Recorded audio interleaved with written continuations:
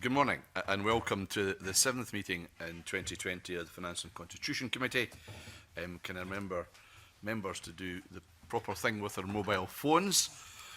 The first item on our agenda is to decide whether to consider proposed contingent liability in private at a future meeting. Are members agreed? Agreed. We are agreed, thank you. The second item on our agenda is to take evidence on the budget. Scotland Act 2019 Amendment Regulations 2020 draft from Ben McPherson, who's the Minister for Public Finance and Migration, and from Scott Mackay, who's the Head of Finance Coordination in the Scottish Government. I welcome Mr McPherson and Mr Mackay to the meeting, and I would invite Mr McPherson, the Minister, to make a short opening statement if he wishes to do so. Thank you, Convener, and morning all. As the committee will know, the Spring Budget Revision provides the final opportunity to formally amend the Scottish Budget for 2019-20. This year's Spring Budget Revision deals with 4 different types of amendments to the budget. Firstly, a few funding changes. Secondly, a significant number of technical adjustments that have no impact on spending power.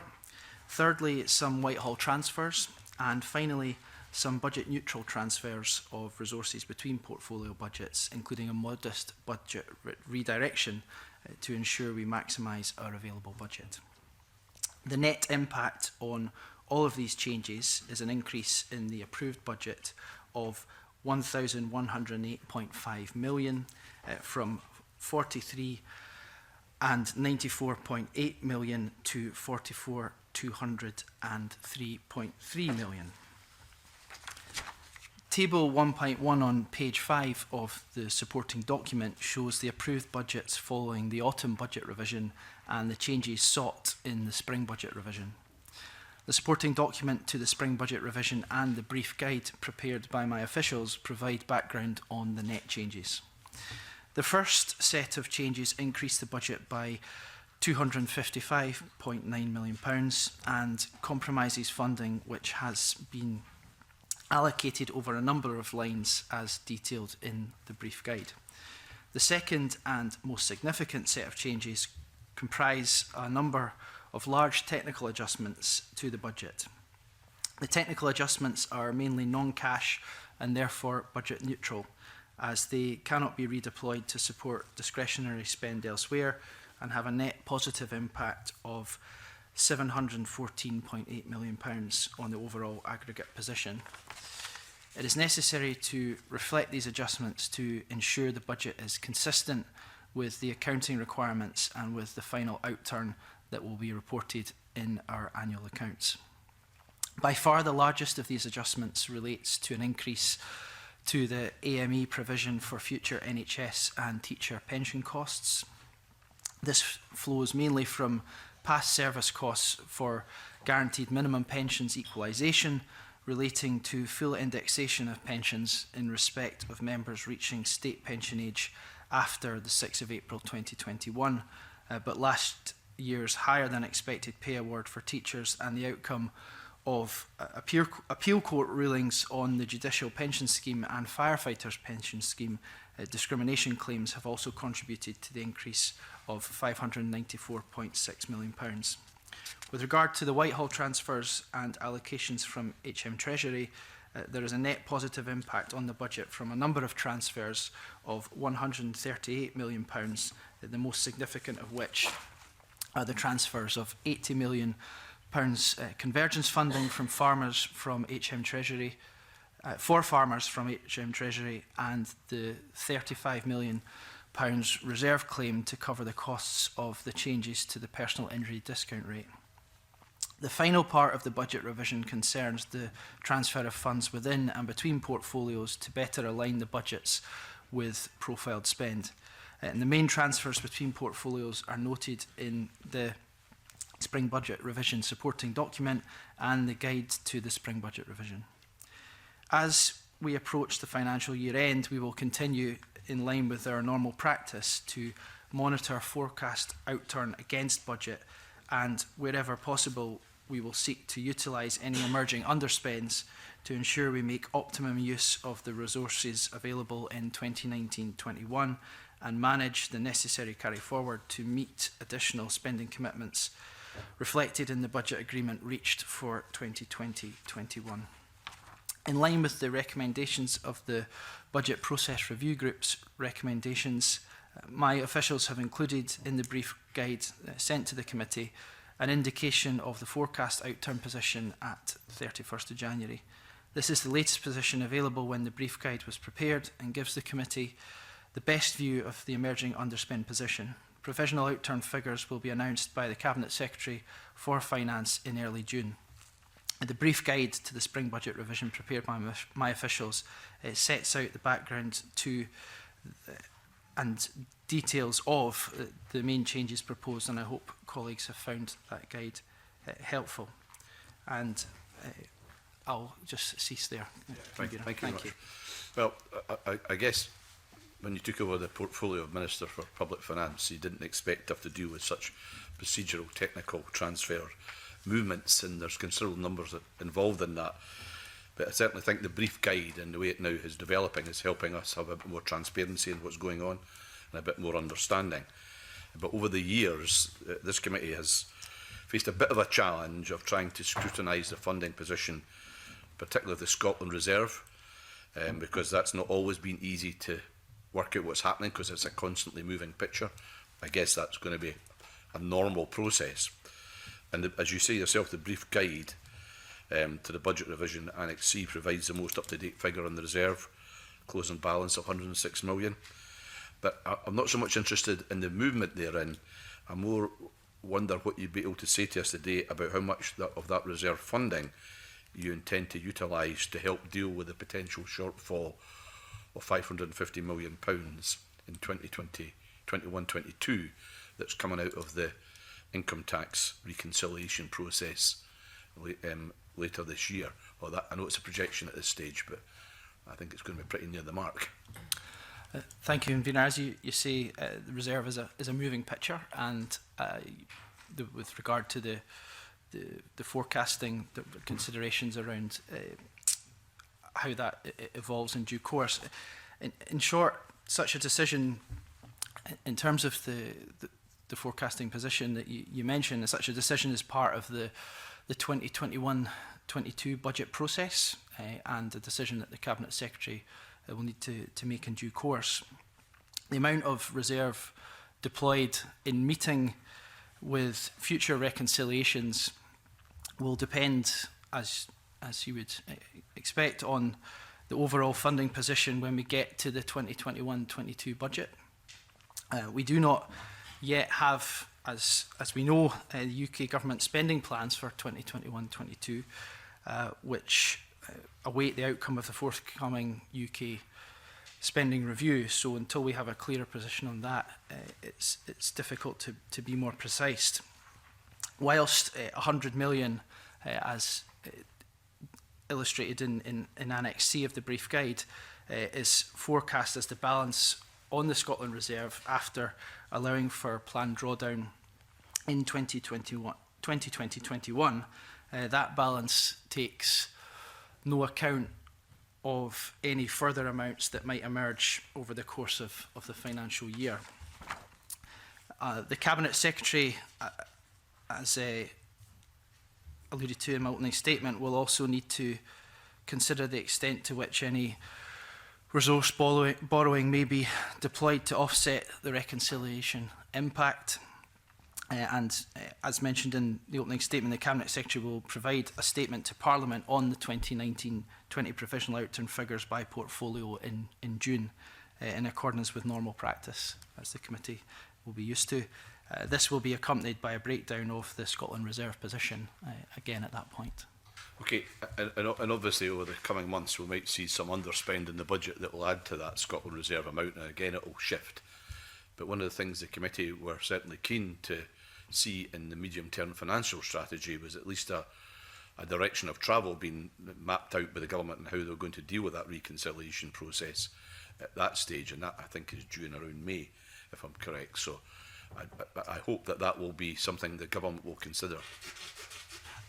Note that point, and certainly we'll consider that as we go into May. Okay, Donald.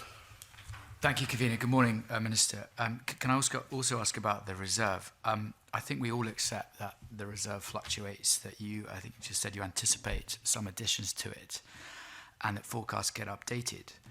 But given that the 106 million figure is a long way down from the spring budget revision forecast of, I think it was 488 million, and given that if you look at the sort of last 3 years, or 2018-19 onwards, the fall is approximately 80%. Do you share my concern, at least, that the reserve has dwindled to a relatively small sum? Thank you, Mr. Khan, for that question. First of all, with regard to the 488.3, presume I know you're referring to page 8 of the document. I would just say that table 1.7a was an interim funding position, and as mentioned in the opening statement, what was provided at Annex C is the most up-to-date position from the Scottish Government. And the figures within that, of course, includes the drawdown in the budget that we've just passed as a Parliament for the year ahead, but also there is an impact of negative consequentials imposed by the UK Government unexpectedly at the UK supplementary estimate, and I just refer the committee to the letter from the Cabinet Secretary of the 11th of February, which goes through some more of the detail on that point. Okay. Just to reiterate what the convener said about reconciliations, we have this very troubling issue, as we all know. With the reserve at a relatively low point of £106 million, do you understand the significant anxiety that many have over how the Scottish Government will handle the reserve going forward? Of course, the reserve is the budgeting process is a movement between what becomes available and then how we utilise underspend and how those roll in year by year. And as I said, the position as illustrated in Annex C of this supporting document rolls forward the 2018-19 underspend, utilises that, but then also illustrates the drawdown that is being undertaken to implement the budget that we've passed as a Parliament for 2020-21, and then considers the situation where negative consequentials have had to be taken into account, and there's then a process that we need to go through on how do we, considering those negative consequentials and the UK spending review, consider together how we move the position forward. Scott, do you want to come in with any further points here? I just wanted to make the point that obviously the 106 that's highlighted at the bottom of the table there in Annex C, it allows for the drawdown that's planned in the 2021 budget, but doesn't yet recognise any emerging underspend that will emerge over the course of the year. So we would expect that to, in the normal course of events, to be augmented at least to a degree. Can I ask, and I appreciate you may not be able to answer, but do you have any idea of the sum of that augmentation, or what additional sums you might garner? Well, I mean, the outturn varies obviously year to year. We're showing 101 million as the likely emerging underspend at this point for 1920 on resource. It has been higher than that in previous years, but as you say, we can't predict that with any certainty at the moment. Just for the sake of clarity and just to make sure I'm understanding this correctly as well, normally there can be something around £200 million of underspend, so that takes us up to 306 million in the reserve, if that was to transpire. But the maximum, if I recall correctly, that can actually be drawn down from that in any one year is only 350 million anyway. That's correct. 250 of resource and 100 million of capital. So it's not that big a pot actually if you're trying to deal with the scale of reconciliation. So just so everyone understands the dynamic. Sorry, did I see somebody here wanting to do a supplementary? Angela. It was more or less on that point. I mean, I think the discussion thus far is, I mean, it's always very illuminating to sift through some of the finer details in and around the reserve, given that it is a bit of a movable feast.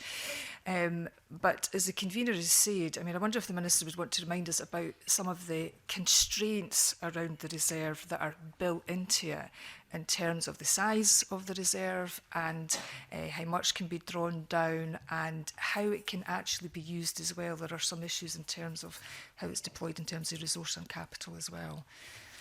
Well, of course, there's £700 million total that we can work from, and that the utilisation of that is 250 million in resource, 100 million in capital on an annual basis. So that does constrain the utilisation of the how we can use the reserve for the budgetary process.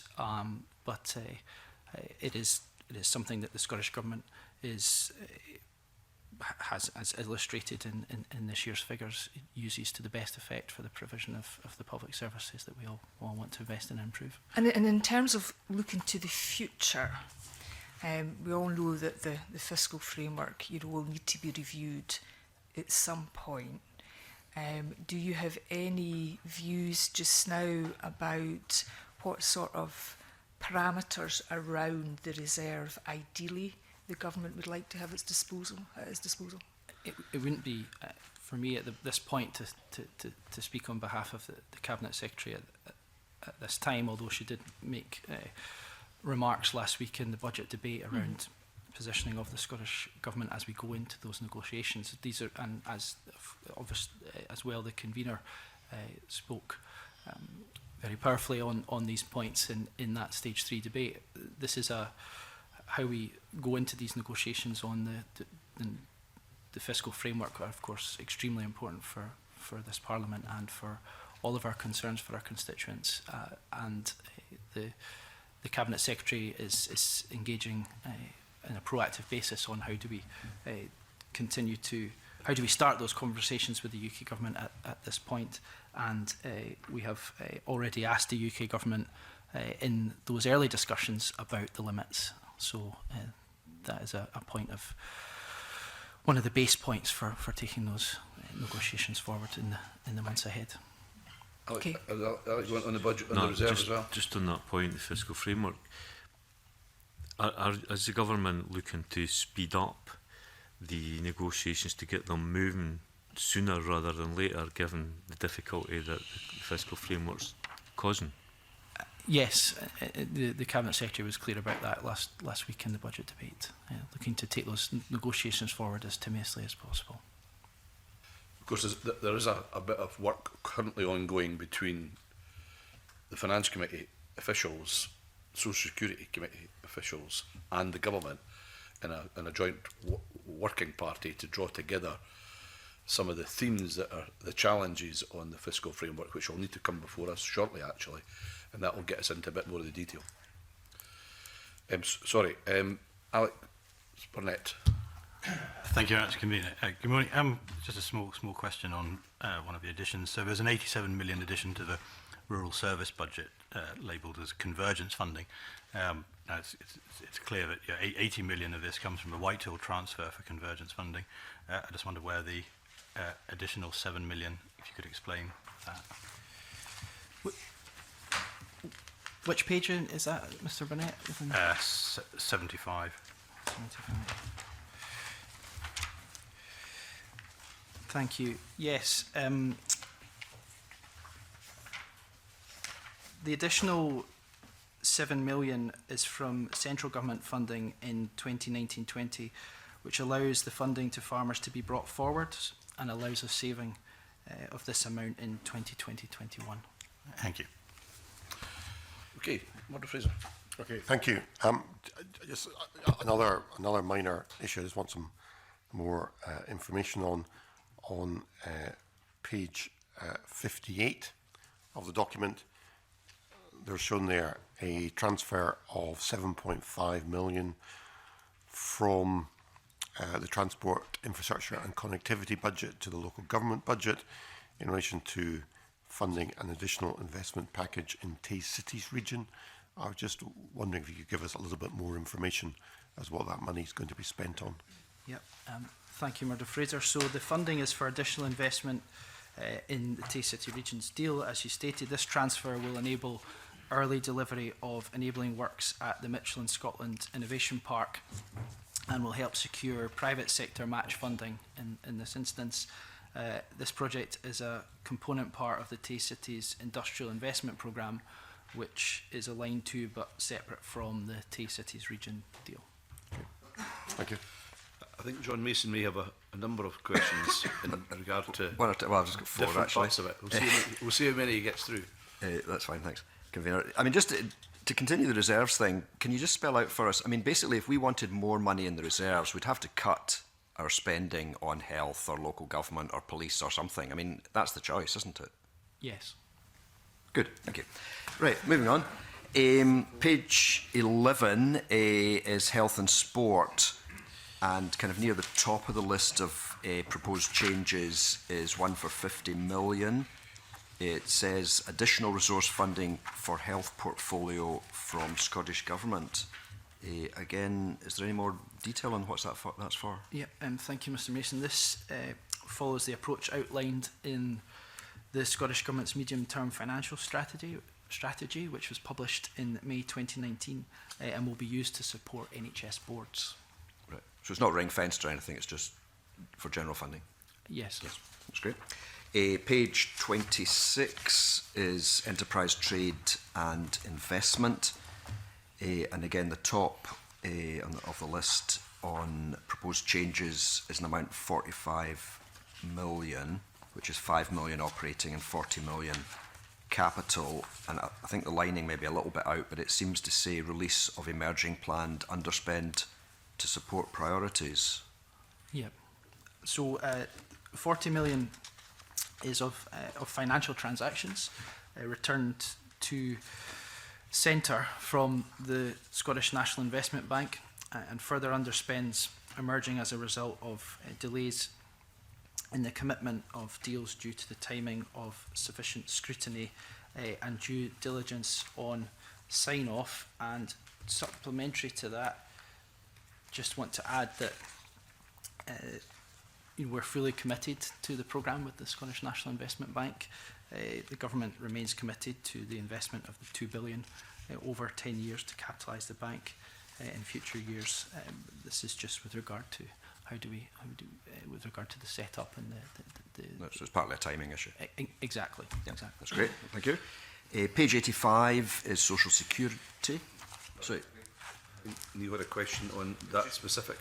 We just heard where the money was coming from, but it said to support priorities, so I was just looking to know what are the priorities that the 45 million will be used for?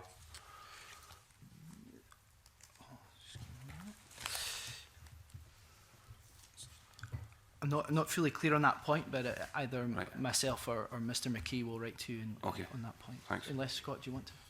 It's just, it's not ring fenced for a particular purpose. So it is flown in, it is flowed into the centre, and then it's part of the funding that's redistributed across the document. So it's not ring fenced for any particular It change. just it says support priorities, so I was just suggested it is kind of So- ring-fenced for priorities. Yeah. So obviously the supporting document itself, details all the other additions that we've made as part of that. So it's part of the funding that supports those other additions. So it's not really possible to point to a particular thing for any one funding change. John? Okay, yeah, page 85, social security, and again the top figure, the kind of largest one in that area, is 45.9 million. I think that's capital, and it says allocation of available funding to support capital projects. I mean, I just wondered if that was IT or what it was. At this, thanks, Mr Mason. At the start of the year, it was agreed that a budget transfer of up to 40 million will be received through budget revision in the course of the year. and with regard to social security, and in addition we have agreed a refreshed approach to capitalisation with central finance. This overall transfer of 45.9 million should therefore be viewed in conjunction with changes to our resource programme and operating costs budgets. Together, these represent an overall £38.7 million net budget transfer in, and this will support key systems development for the social security programme. Indeed, the key systems required, including social programme management and the digital portal to support the Wave 2 benefits. I've got supplementary on that now from Alex Rowley as well. It may not be appropriate for the Minister, but can I ask, in terms of the social security and capital investment, we saw that it's taken a lot longer than was anticipated to bring those social security powers into Scotland, and I understand one of the reasons for that has been the complexity, but also the investment needed to build the systems. Are we building a system for 11 benefits, or are we building a system that will be able to take more and more of the powers are transferred from the DWP into Scotland? I think, Convener, if I may, that I think that would be more be a question for the Cabinet Secretary for Social Security. However, I can reflect on my time in the Social Security Committee when we took the Act through, and the determination was always, one of the complications was around data and how systems would be constructed and created in order to administer the social security benefits that we're determined to do, linking with DWP data. However, there was always there was a sense of learning undertaken because of previous IT projects that while you want to create the overall architecture, there's also that need to be that smaller IT projects are easier and more efficient in terms of implementation. But I would want to speak with on behalf of the Cabinet Secretary for Social Security, and I think that would be more appropriate for the detail of that to be followed up with her, with respect. Okay, John. Final point. Thanks, Convener, for your patience. You did, Mr Macpherson, mention this whole area around pensions and teachers in your opening remarks. Now, I used to be in the Finance Committee, and I suspect I asked this before and have forgotten the answer, but they are quite large figures, it appears, but they are under technical changes. Can you just give us a little bit more explanation as to what actually that meant? You said something about because there was a higher pay increase. It's the 408.5 million, sorry, on page 108, I should have said. Yes, just give me one moment, please.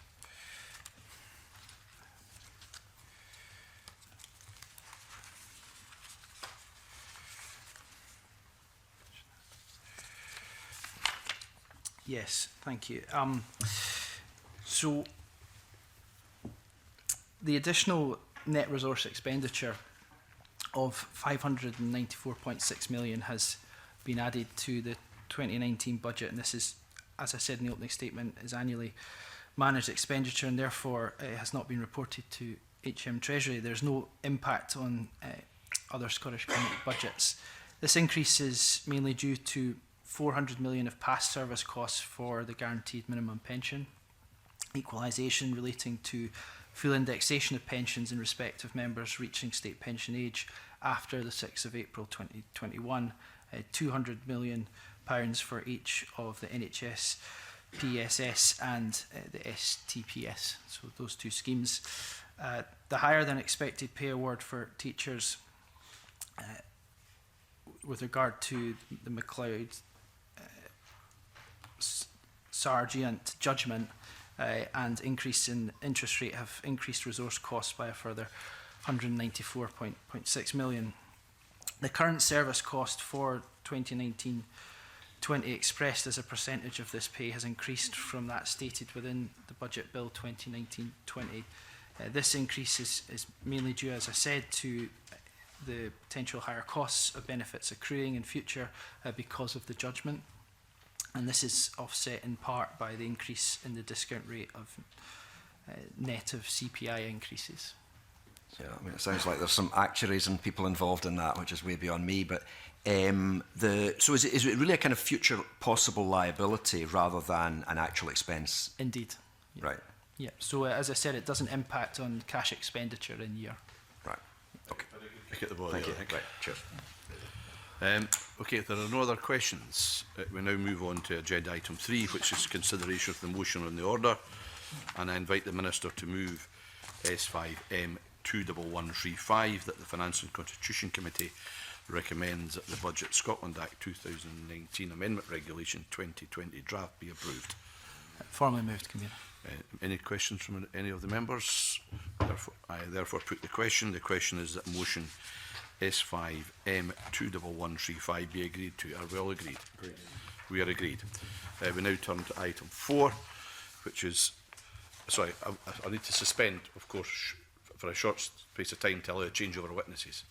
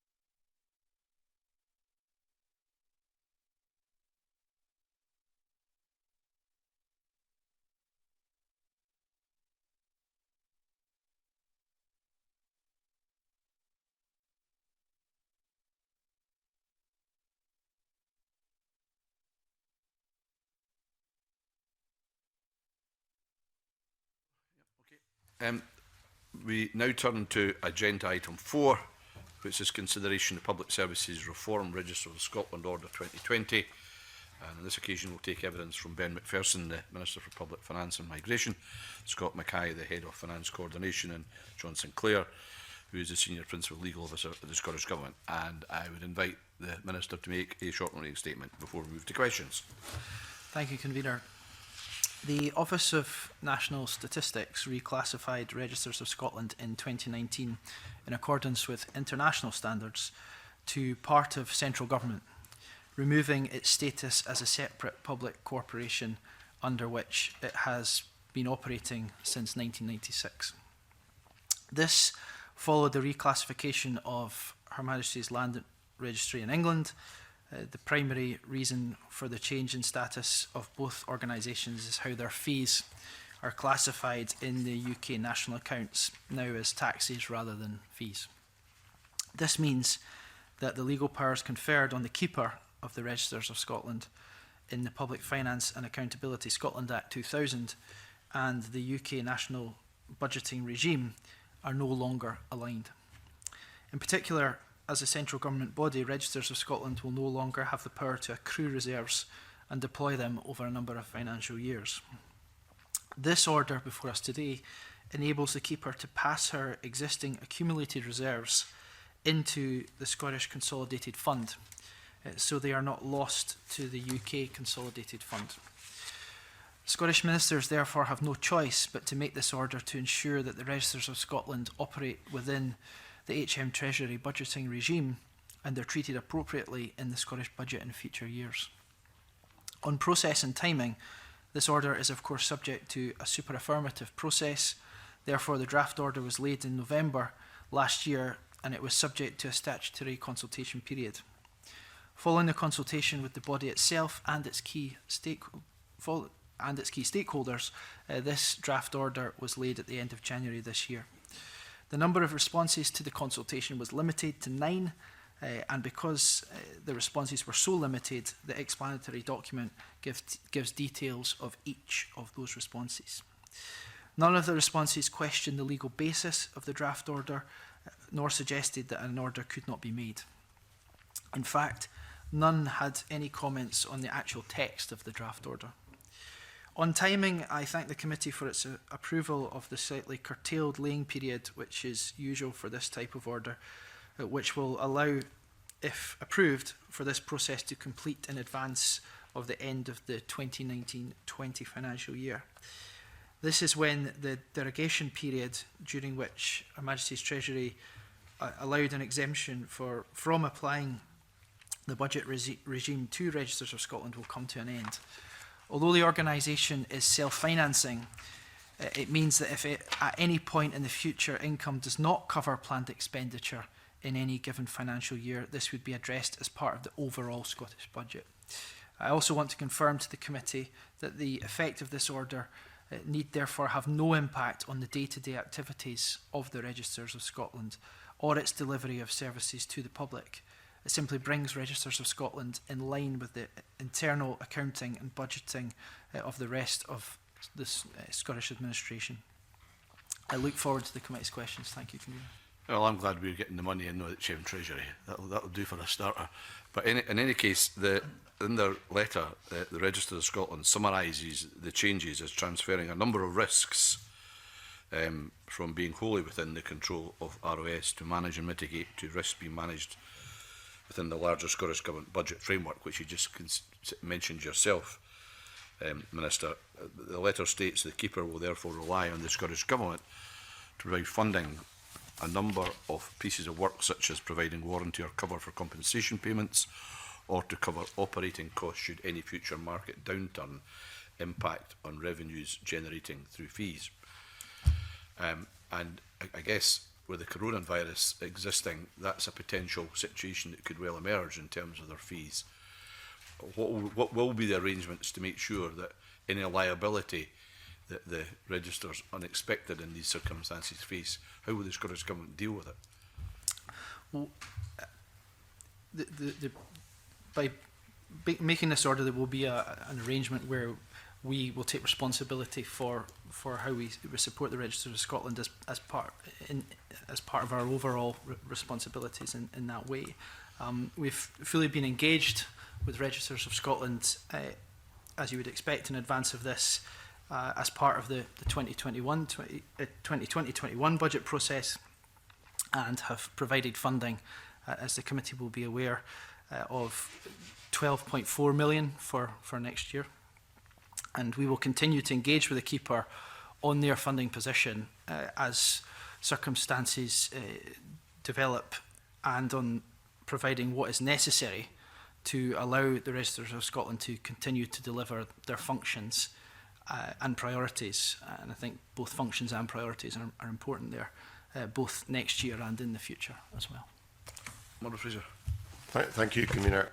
Just to follow up on that point, I remember in the last Parliament, when I was Convener of the Economy, Energy and Tourism Committee, we were the lead committee that dealt with the registration of title legislation. And as part of that process, we did some scrutiny around the Register of Scotland, and at that point, the level of reserves being held became an issue. And I remember discussing it with the relevant minister, who at that point was Fergus Ewing. And part of the explanation we had for the level of reserves held by Registers of Scotland were that, as the conveners alluded to, the income to Registers of Scotland is cyclical and is very dependent upon the health of the property market. And because the costs of that organisation are relatively stable, they employ a large number of very experienced legal expert staff. they can't just reduce costs very simply. So if there's a sudden drop off in the property market, caused, for example, by coronavirus, and their income falls, then they had the reserves to fall back on. So I think it is a legitimate issue to raise that, if there suddenly were a big drop off in income, that the Scottish Government are guaranteeing the level of income to Register Scotland would be protected, so they wouldn't have to look at reducing staff costs if that cushion of the reserve is being taken away. Very important question. I absolutely agree with the level of service provided and the expertise within Register of Scotland, and as alluded to in what I've said thus far, the Scottish Government would, as part of our budgeting process, work in consultation and liaison with Registers of Scotland, make sure that there was a fair and appropriate arrangement for the funding that they required, not just in terms of their costs and because of the fluctuations that can occur in market revenue, as you said, Mr Fraser, but also some of the priorities, for example, completing the land register from the Saysian into the current modern way. So, in all, both in terms of the service and the priorities, the Scottish Government would make sure that an appropriate amount of funding was provided. Okay, well, thank you for that reassurance. That's very helpful. You're clearly benefiting from a windfall of £70 million you weren't expecting coming into the Scottish budget. What are you going to spend this bonus on? Well, as I said, this is more of in the opening remarks, more of an accounting arrangement and making sure that the rules are followed. Where this resource is applied, of course, correct me if I'm wrong, Scott, but this will then be considered as part of the finances in the budgeting process going forward, as we've discussed already this morning. Okay, thank you. John Mason, you had a question? Okay, any other questions? In which case we now move to item 5, which is considered with a motion on the order, and invite the Minister to move motion S5M 20852 that the Finance and Constitution Committee recommends that the Public Services Reform Register of Scotland Order 2020 draft be approved. Formally moved. No other questions from ministers? In that case, I put the question. The question is that motion S5M 20852 be agreed. Are we agreed? Yes. We are all agreed. The committee will publish its report to Parliament in the coming days, setting out a decision on both of the statutory instruments. And I thank the Minister and his officials for giving us evidence today. That's the last item on the agenda. I therefore close this meeting of the Finance and Constitution Committee.